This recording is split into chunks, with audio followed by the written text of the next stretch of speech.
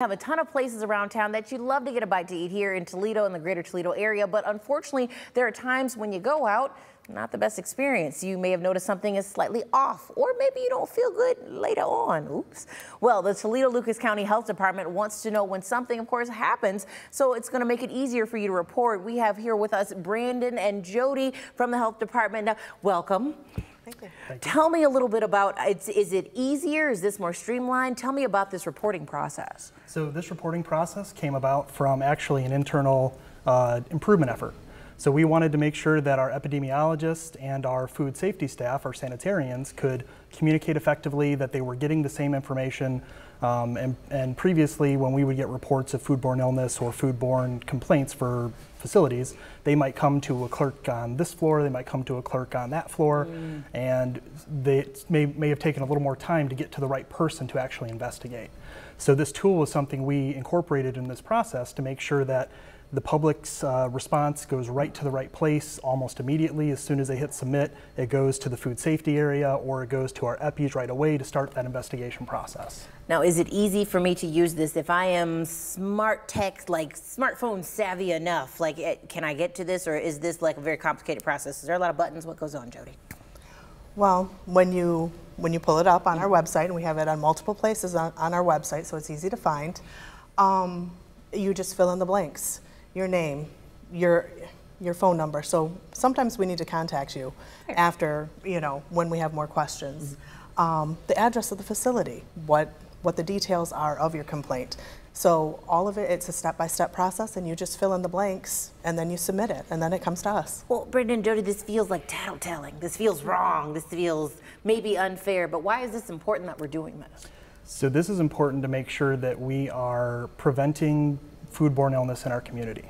So even if it's just a food complaint, like you saw something at a facility that didn't look right, maybe you saw a pest that wasn't supposed to be there, that could have downstream effects of actually making someone sick later if we don't get to it quick enough. So this is a way for us to make sure that we're addressing these complaints in almost the fastest way possible. How long have we been putting this into effect? Like, is this, when we say new, like yesterday, I caught you today kind of deal, or we've been going at this for a little bit? So we've had the survey in place for a little over a month. We've received about 79 submissions since it's been live. And then when we do get a food complaint, I'll let Jody kind of describe that process. The food complaints go right into our database system, and then it is immediately sent out to whoever the inspector is for that area. A lot of the inspectors get out to them within 24 hours. Oh. So they get out to them as soon as they can, especially if it's something with food handling or a major issue which can really cause someone to be sick. So those are investigated quickly. Now, you said 79. That is a large number. Is this good? Is this bad? Would you say Lucas County overall, we do okay when it comes to healthiness, cleanliness, or is that kind of like the median average? Give me deets on that, in a sense. So it's hard to gauge if that's a lot or a little since the survey was just recently released. Right. Maybe we'll come back in a year and tell you, that was a little bit, that was a lot. Okay. But in terms of how we handle it, we have an excellent staff. Jody sees a lot of excellent food sanitarian, oversees them. Our epidemiologists are top notch, and they jump on these complaints. They follow up as quickly as they possibly can. And with those efforts, 79 is not something that we're not, oh my gosh, that's too many or anything. So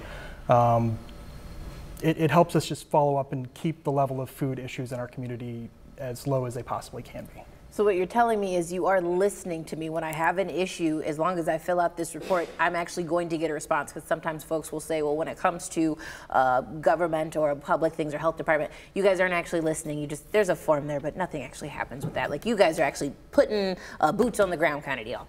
Definitely. All of our legitimate complaints, that they have a facility where they actually give us an address so we know where to find it.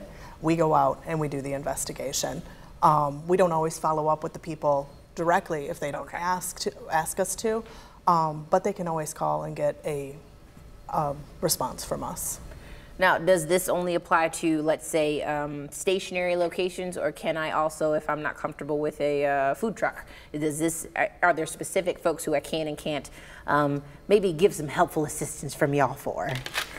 So the way the survey is designed, it definitely can be used for food trucks. Depending how you answer the questions, different options pop up, like, oh, I got sick after going to a festival. Okay, these were the food trucks that I ate from. Or this is the restaurant or the grocery store even that I bought something from that, maybe I didn't feel that great after eating. Catered events, weddings, those types of things. So we will follow up with all of those. So anytime I ingest food, if something goes south, I am allowed to make a complaint, especially if we want to make sure, and not complaint, make a report so that way folks can be safe. Yes. And that's our primary goal, just to make sure people are as healthy, that our restaurant processes are, well, all our food facility processes are as top-notch as they can be, and just keep the community safe and healthy. Brandon, Jody, thank you so much. So again, this is important news, and you can tell anytime you eat something that just feels a little off, they're able to take care of that for you. And what we're going to take care of now, Dan, is the next story, yes?